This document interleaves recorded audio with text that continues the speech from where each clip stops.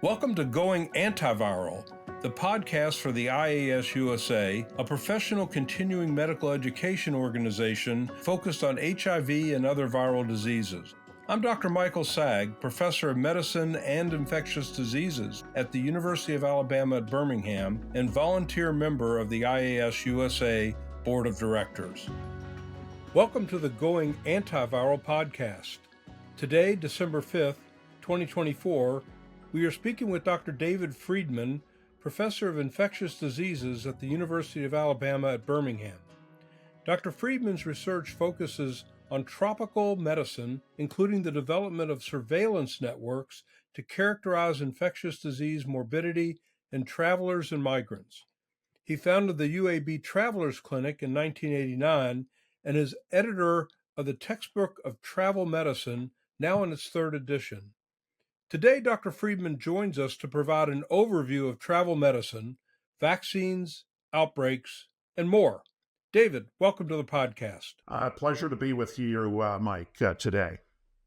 It's great to have you. Let's just start by maybe you can describe what is a surveillance network and how is it used? Yeah, that's a great question. We look for things. Surveillance can be active or passive. So active is actually going in and looking places for diseases, especially emerging pathogens and new outbreaks.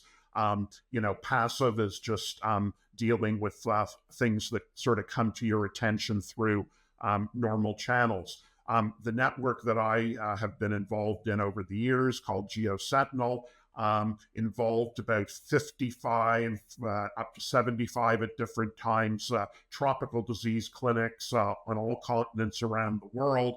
So the idea is that if there are relatively rare events, then if you aggregate the information from all these different sites all over the world, you may be able to detect signals about outbreaks, sooner rather than later.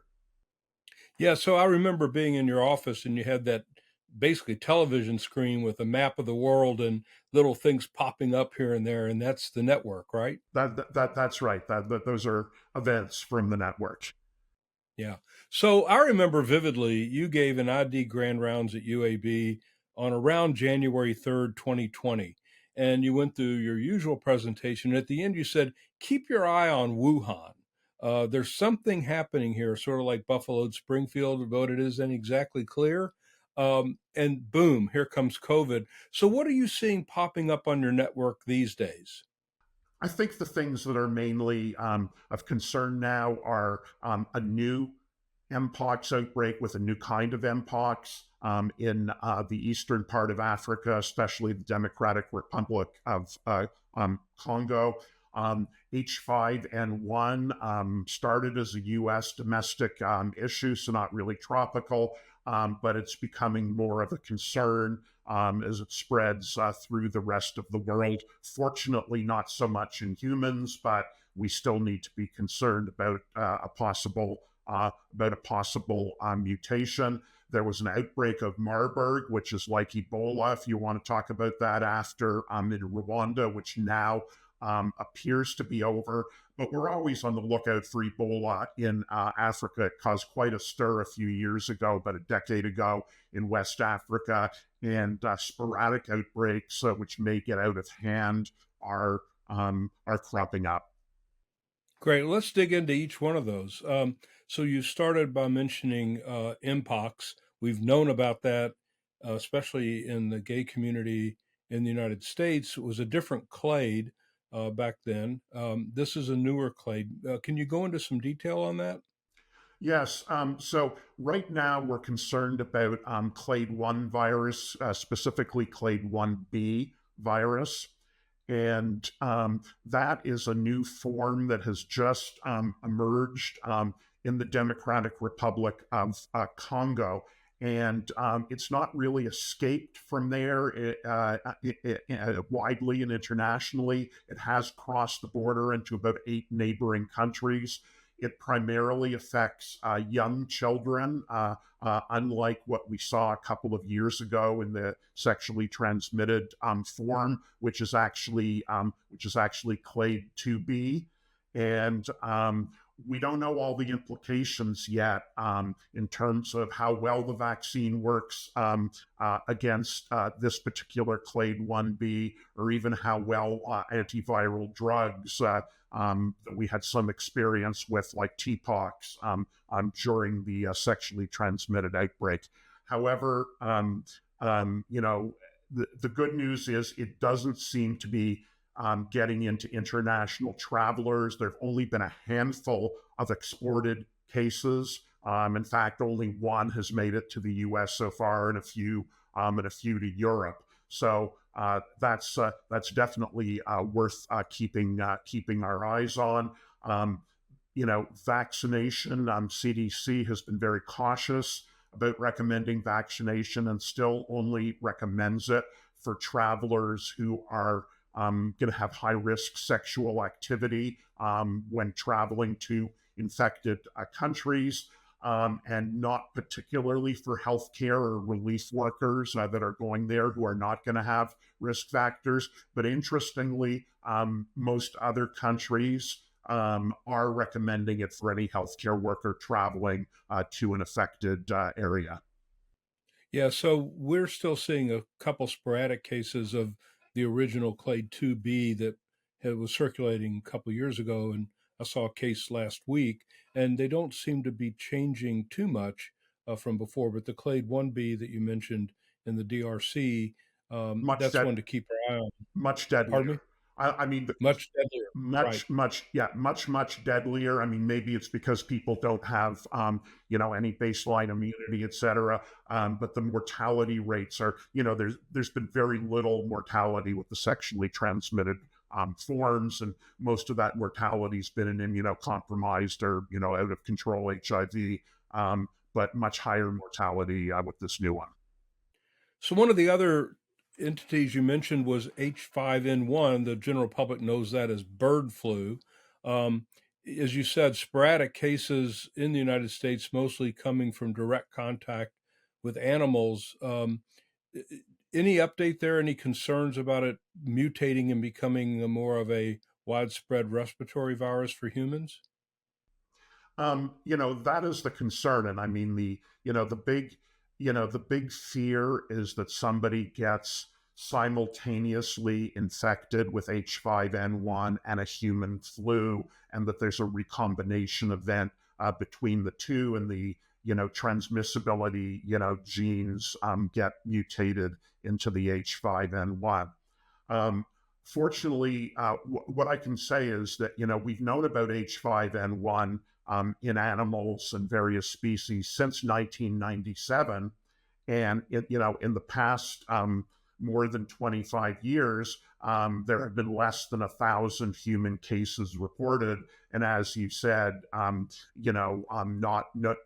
only occasional, rare, out of those 1,000 human-to-human transmissions. So the virus is, the H5N1 seems to be stable. You say, well, it only takes one event, and I think that's true, and I think that's the valid concern. And if somebody said, give me an ironclad guarantee, obviously you can't. But this virus seems to be relatively resistant to that kind of recombination event. The opposite argument is that the more common it is, in the animal species, and now it's spread to bovines, the more common it is in the environment, the more people are going to get infected with it, the more people have the chance of getting co-infected with a human strain, and the more likely it is to happen.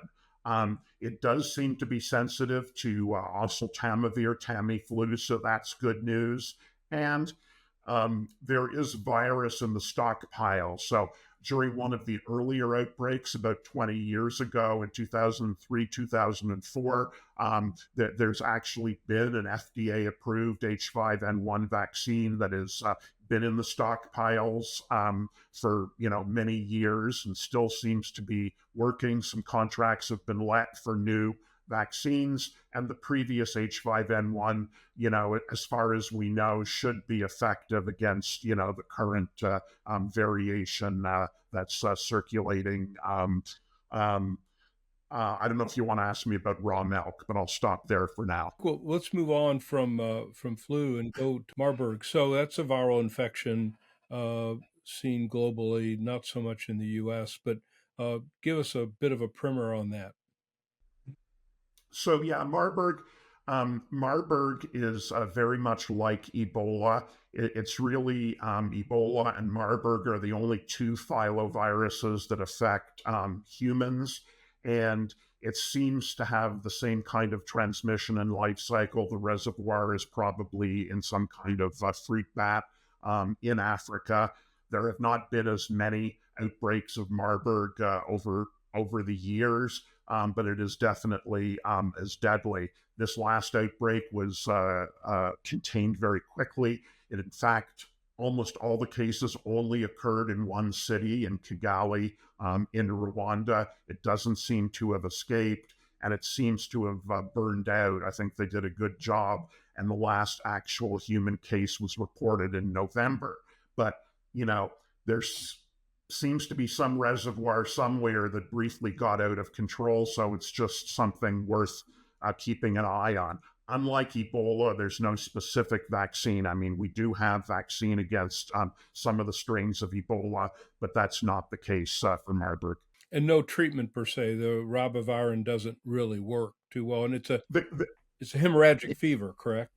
Yeah, it's really impossible to know because there hasn't been a large outbreak like we had of Ebola in West Africa 10 years ago, where we could test drugs on thousands of people. So theoretically, drugs that might work against Ebola could work against Marburg. But if you remember, the thing that really worked the best against Ebola was monoclonal antibody therapy. So, I'm sure there's some people working on that more so now than before, but that's probably going to be the direction. Yeah. Well, let's cross over then and pick up with Ebola. So I remember cases from 1976 and an outbreak in DRC, in the Democratic Republic of Congo, if I remember correctly. But it's kind of come and gone and seems to happen almost once a year somewhere. What's the current status? Yeah, there hasn't been a significant, outbreak. I think the last one ended about early 2023, and that was actually in Uganda, which is a little bit away from, what seems to be the natural home in Central Africa and DRC. Most of the outbreaks have been in different regions of DRC. They seem to pop up, and I think that has to do with the migration of the bats. I mean, we kind of, the bat story is kind of ingrained now, and somehow, and that may also be a climate change issue. With climate change, the bats may be changing their habits somewhat. I think the concerning thing about Ebola is that it's the one that has really shown us that it can get on an airplane and move, and it seems to be a little bit more contagious in different ways. People can be infectious for a number of days, and even before they get sick. It's one of those ones, a little bit like COVID. You can be infectious without getting sick. So that's why it's important to keep a close eye on that. I mean, I think the good thing is this is a virus that's really localized to one defined part of Africa, and it's a lot easier to do surveillance for a particular thing and apply your diagnostics in known endemic areas. It's just not something that all of a sudden is going to pop up somewhere else. Yeah, and I remember prior epidemics, especially around 2015 or so, that part of it was education of the general community because there is a tradition where a family member dies. There's a body washing ceremony that was responsible for spread of a lot of the virus to the family members, and changing that practice really helped contain the epidemic, if I remember that story correctly. Well, absolutely, and it's bushmeat. It's bushmeat also. I mean, it's the burial practices and it's the bushmeat because oftentimes these outbreaks, the reservoir seems to be in bats, but there seems to be other species that may get infected first, and the contact with other species may be critical as well. And as you mentioned, there are treatments now. The monoclonal antibody seems to be the most effective, and I assume there's stockpiles of that can be mobilized and sent pretty quickly to an emerging epidemic. There are not huge stockpiles. I mean, stockpiles, need to be made and purchased and not expire, and it's a lot easier to do that with a vaccine. And nobody wanted to pay for stockpiling at the beginning. So I think there are limited supplies of the Ebola monoclonals that are out there. So that's a little bit of a concern also. So we've been talking almost the entire time about outbreaks that are occurring in sub-Saharan Africa mostly, but let's bring it closer to home in the Caribbean. So there, for a long time, there's been dengue fever that you track, and that seems to come up a bit, and then chikungunya. Can you give us an update on those two entities and advice to travelers, especially if they're pregnant? Right. So dengue is very much a concern. Dengue is having a record-breaking year in 2024 for, recorded history. There have never been so many cases, and it's all over. It's not just, for the U.S. Person or traveler. I mean, the Caribbean, Central America is certainly the most frequent destination, but, all over the South Pacific, Southeast Asia, especially South Asia, it's been a huge problem this year. Unfortunately, there is a vaccine that has some modest effect against certain strains of dengue that's available commercially now in Europe and a few other countries, not available in the US. For the US traveler, there's no vaccine for dengue. And this is a source of a bit of a confusion because people have read about the dengue vaccine, and it would not be available at the typical Caribbean or Central American destinations either. Let's dig into this a little bit. So, dengue is a disease that is a lot like other viral infections of flaviviruses, whatever, that are in the region. And I mentioned chikungunya. So, when you say these outbreaks are happening, they're confirmed cases of dengue by some PCR analysis or some serology. Yeah, I mean those countries have actually have pretty good surveillance for dengue. Now, it is so frequent in those countries that when there's an outbreak, they will sample the population, but they don't have the resources to confirm it with everybody. But once it starts in a particular area, et cetera, you only need to use sampling techniques. But yes, those are generally proven cases, and that is in contrast. Actually, we're segueing a bit to chikungunya now. Now, chikungunya is not a flavivirus. It's actually an alpha virus, and so the diagnostics are not the same. Fortunately, not cross reactive. Chikungunya has a big contrast because the surveillance for chikungunya is not that good. The diagnostics are not that widely available, not that widely calibrated, and because it really only emerged as a big problem in the past, 10 or 20 years. Nevertheless, when there's when there's a large outbreak, we detect it and they bring in the diagnostics. There's some concern that it's not a routine diagnostic in many countries, especially in Latin America. So the outbreak may, get farther along before somebody thinks to start testing a few people. They may just think it's another dengue outbreak, et cetera, and not start testing for chikungunya until they've ruled out that it's a dengue outbreak in the laboratory. The important reason to mention Chick is there is a vaccine that was licensed in the United States in 2023. It's also licensed actually in Europe, and it's a live virus vaccine. It's a single dose. So, it's worth thinking about. It's got a fairly narrow indication. The CDC has reviewed this in detail. The reality is that there's only a couple hundred cases a year imported into the United States. So the vaccine is really recommended only for adults that are going specifically into an area where CDC has controlled it, has designated it as an outbreak area. Right now, there's only one state in India that's the only designated outbreak by CDC now.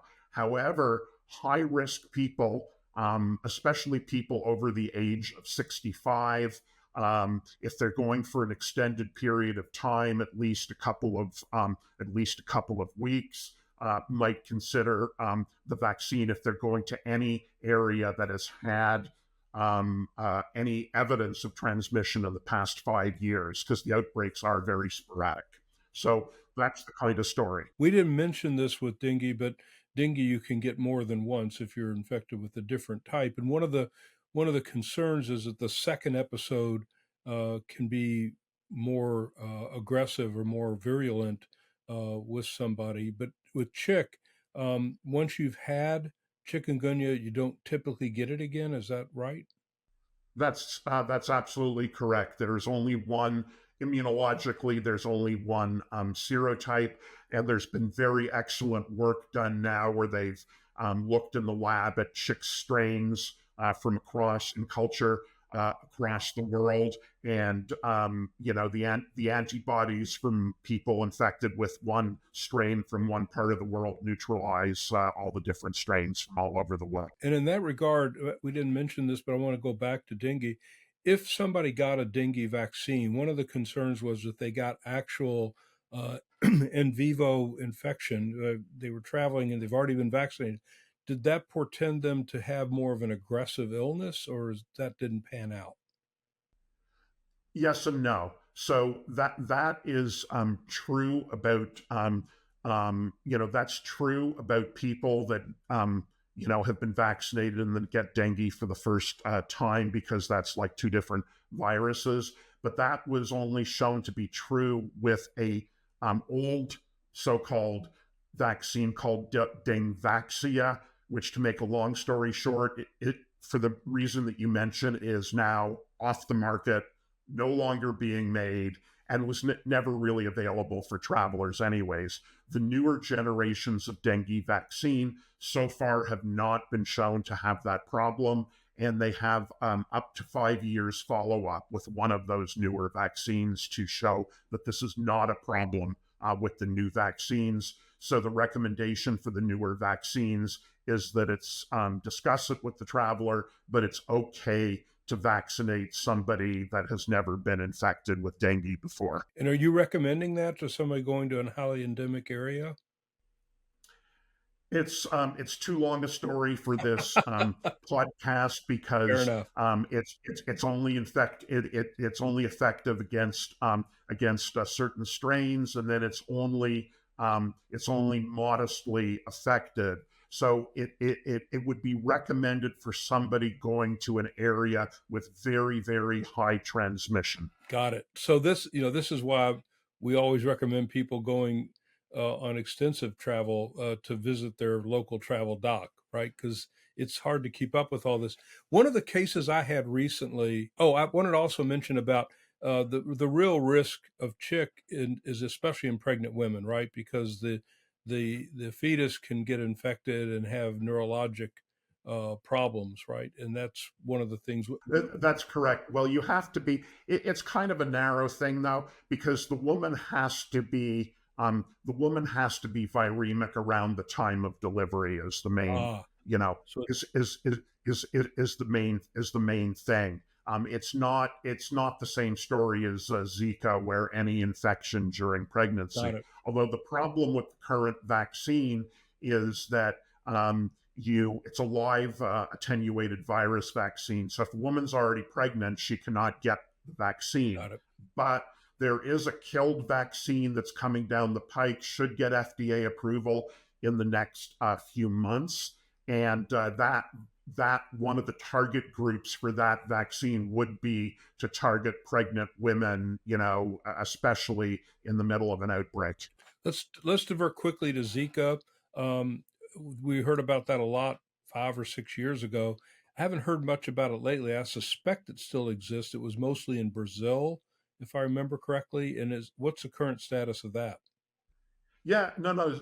Zika's around. It is a flavivirus, so some difficulty in diagnosis, telling it from dengue and others. So it's around at low levels in several Latin American countries, and especially still in Southeast Asia. Places like Thailand and neighboring countries still have a fair amount of Zika. We don't talk about it much. We have not seen reported cases, of fetal malformations or anything in travelers or endemic areas. So, it just doesn't seem to be a consequence. But the nature of these viruses, both Zika and chikungunya, is that for reasons we don't understand yet, every 10 to 20 years they break out and cause, a large explosion around the world. The last big chick breakout was in 2014, 2015. Last big Zika was about 2016, 2017. So, there may be a surprise coming. Yeah. So we're almost out of time. I want to finish with a quick case that I saw on ID consults over the summer. As a professor at UAB in microbiology or whatever, and he had traveled with his family to Costa Rica and came back. And a few days later, you're familiar with this case, with a headache and fever, maybe a faint rash, and dengue was negative. I think chick was negative. Um, but the thing that I thought of, because this is kind of what we do, just knee jerk, we hear something new and we think about it, is as a new emerging virus that may not even be in Costa Rica, but this Oropouche virus. So when you think about a case like that, we did talk about the case with you. How do you approach it? And what about incorporating new information about viruses like an emerging one like Oropouche that hasn't affected many people? How do you work through that? I think first like anything, first of all, is this of academic interest, or will I be able to, do something about it besides for supportive care? So I think, first I really, really need to think about the things that can either kill somebody or that I can do something about. And that's like your first battery of tests. The second thing I do, and that would be things like malaria and hemorrhagic fevers and, I don't know, leptospirosis, and et cetera. The second thing would be to consult with somebody that follows new viruses to find out what's on there, like you're doing with me. What's on the radar? What are the outbreaks? I mean, there's plenty of places you can go to, ProMed or the CDC Travelers Health website, et cetera. And then the third thing is, how can I economically and logically order the tests for what I call the bizarro viruses? And, Oropouche is new. It seems to be a problem, but it's still in the bizarro virus and hard to get serology for that.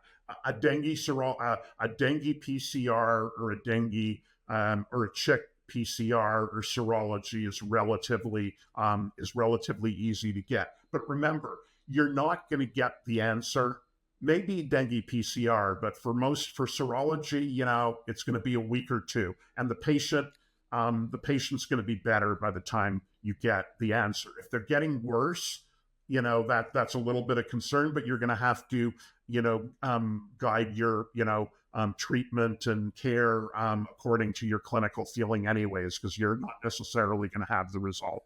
And that's exactly what happened with this guy.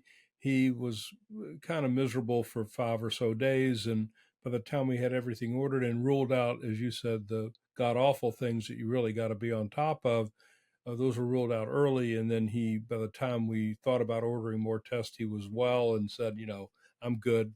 And we let him go. One final thing. You mentioned horrible things. I saw in the news today about a teacher out in, I think it was California, who died this week of rabies. And that's one thing that we can prevent. And it was a classic story. There was a bat in the classroom, and she tried to carefully get it out, but the bat actually bit her. It wasn't just being in contact. There was a bite. It was over a month before she presented. And you wonder in retrospect why somebody didn't say go in and get vaccinated and get treated. But maybe we'd finish with that. Because rabies is something that travelers may encounter while they're walking down the street, or especially if they're in rural areas and a dog or something comes up to them. And real quickly, just give us an overview of what to do, prevent rabies, and treat it if you happen to see a suspected case. Prevent the. I think the important thing to know is that in the past couple of years, the pre-vaccination, the so-called PrEP or pre-exposure prophylaxis, has been shortened. It's now only 2 doses of vaccine a week apart. Okay, so it's still an expensive vaccine, but you can do it in a week, and you don't have to wait, for a full month to do 3 doses before the trip. And then, they may be even protected for life.